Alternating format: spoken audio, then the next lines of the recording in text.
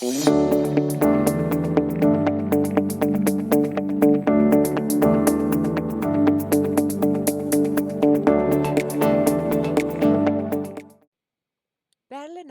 the Berlin Film Festival, is almost here, and everybody's really excited to find out who this year's winners are.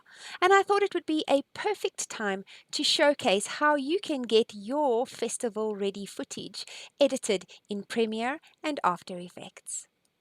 Start a new project by clicking on the New Project button. It is then going to ask you for the name of the project. So let's call this one Film Festival.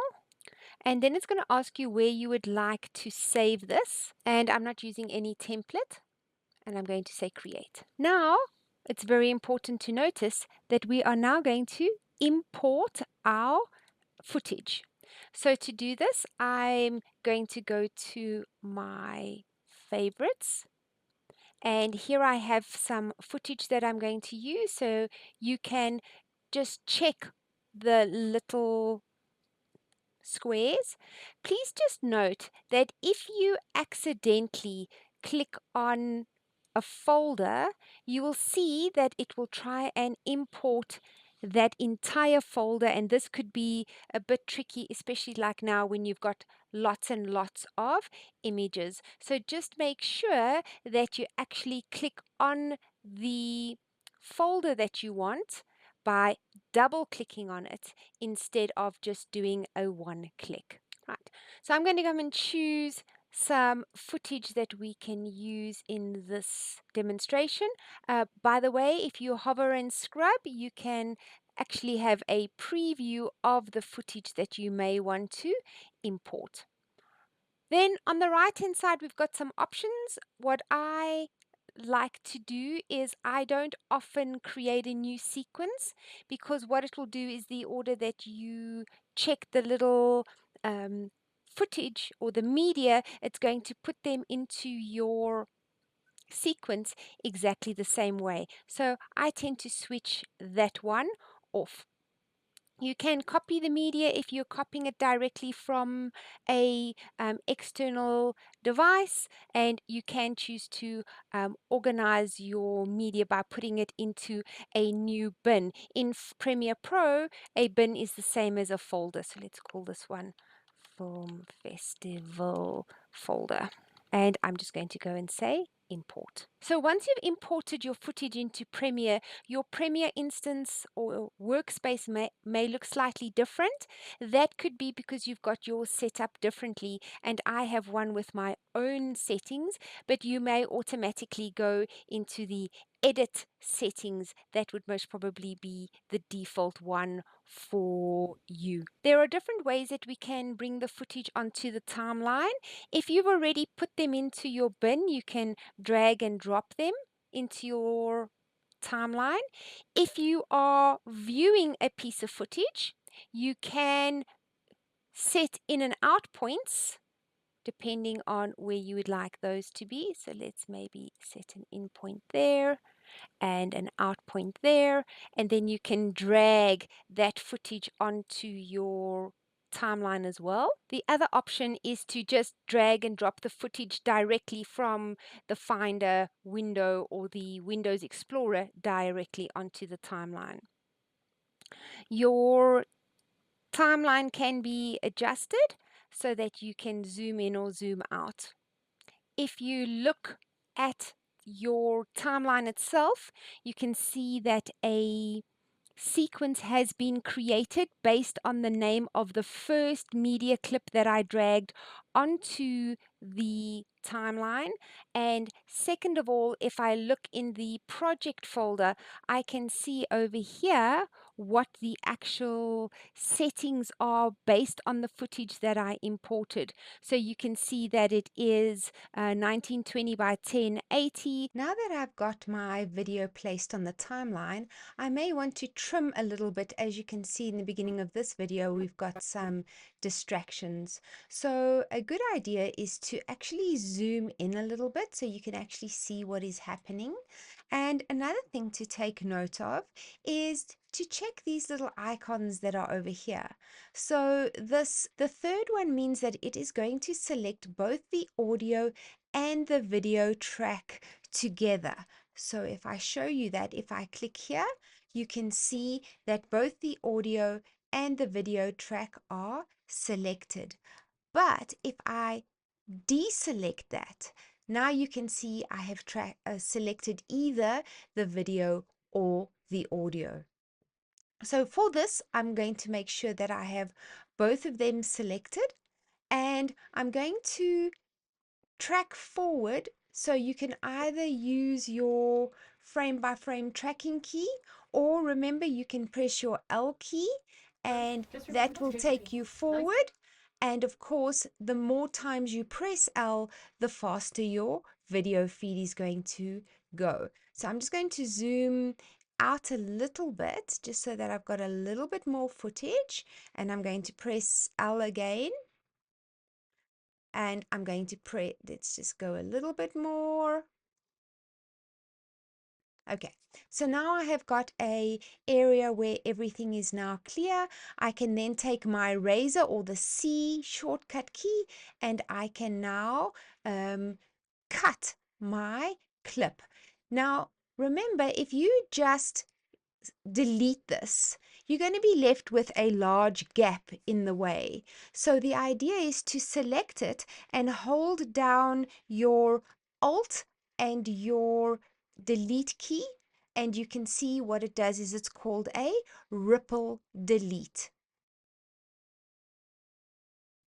When I want to drag another clip into my timeline, so let's say, for example, I am going to take something from my project bin over here, and I want to drag this clip on, I need to be careful, because if I just drag and drop it, it is going to overlap the previous footage that I had there, and therefore it's going to delete that footage.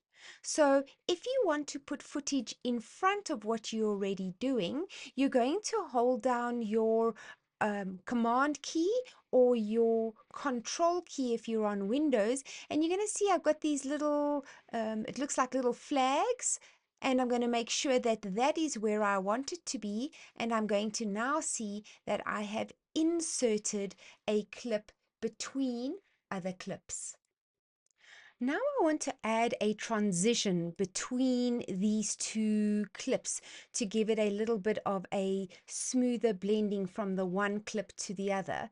And to do this, I'm going to open my effects panel. Now yours may be in a different location because you might have your workspace set up differently.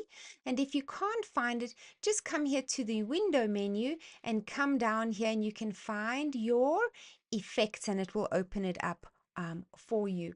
So I'm coming to the effects. I'm going to come and look here at video transitions, and then I'm going to decide which kind of transitions I want to be able to work with. So I think that a dissolve would be a good thing, maybe a cross dissolve, and I'm going to drag and drop it between the two clips. Now, this you can't really see, so if you adjust your slider and you move it to the left hand side, you can see that your timeline has actually zoomed in, and I can see my cross dissolve. Now if I select it, I can go to my control effects, which is on this side over here, so your effects control, and I can then go and see what it would look like with the actual sources. So I can see it over here, and then I can decide, do I want it to be from the center, or do I want it to be at the start of the one clip, or do I want it to be at the end of the other clip? So you can go and decide exactly what kind of effect that you would like to have. And of course, as I scrub over it now, I can now see the result. While we're talking about effects, perhaps we want to go and make some lumetri or some color adjustments. So I'm still in the effects panel, but this time what I'm going to do is I'm going to come here to the lumetri presets, I'm just going to expand this window just a little bit, just so that you can see the preview for the different types of options that are available to me, and I can then go and decide, which of these I prefer and what I would like to use. So let's come here, and maybe we like this one. You can then just drag and drop that onto your clip, and your color effect will take place. Another way that you can adjust your color is to come to the Lumetri color panel, right? So I happen to have mine open at the top here. And you can also see that you have a way of activating the colors that you have chosen there. And if you don't want one of those, you can always come inside here and you can make your own adjustments depending on what you want. So I'm going to clear this, put it back to normal. I'm then going to go to my LUT input, and I can go and choose, different types of options. But what I'm going to do, you can do something like try auto, see if that gives you a good result. If that is not giving you the result that you like, you can always come and adjust this. So maybe I want it to be a little bit more blue, or maybe a little bit more warm. I can go and tweak and adjust the saturation a little bit, or make it pop a little bit. So you've got all these different options. So you've got from color to your exposure. Maybe I want to tweak my shadows a little bit, or my highlights, make my highlights a little bit more vibrant. You've got some creative options that are available here, and we've got a whole lot of looks that have been made available to you. So now we have our footage, and we'd like to add a title. So to do that, we're going to go to the graphics template, and you will see when you open it up, you have got a number of templates that are available. So you can either look under your templates, or you can go into the Adobe stock templates and find something that it is that you like, that is in line with what your film is about. Here I have found a motion graphic template that I like, and I'm just going to drag and drop that into my timeline, and I'm just going to give it a moment to download. And if I test it out now, let's just make this a little bit bigger so you can see that it's there.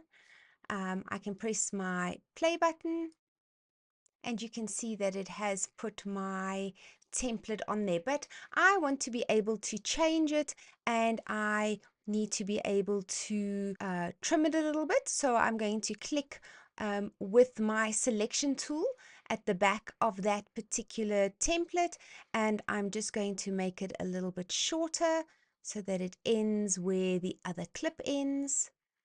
Let's see if I'm happy with that. Yes, I am. Right, so here we are, and I want to be able to make some changes now.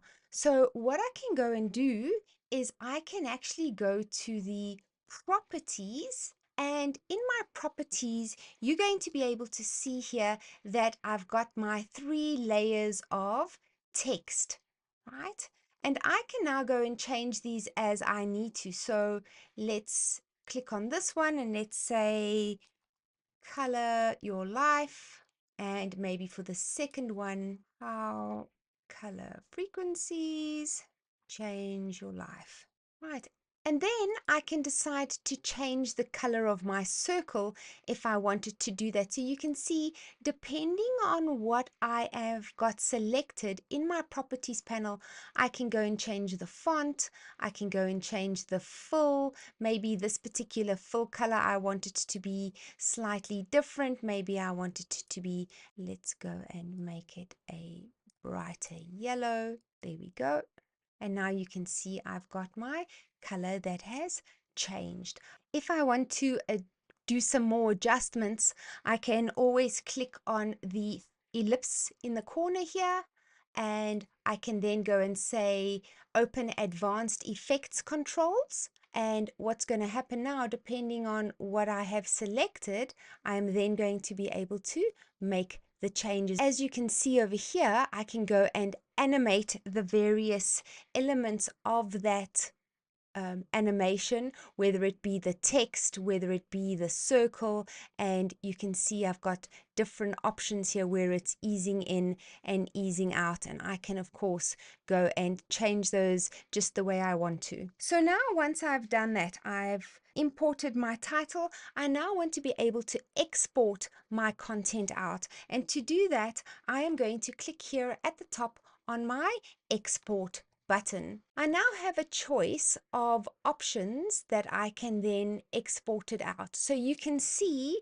from Premiere I can go to my social media platforms if I like Behance, Facebook, and YouTube.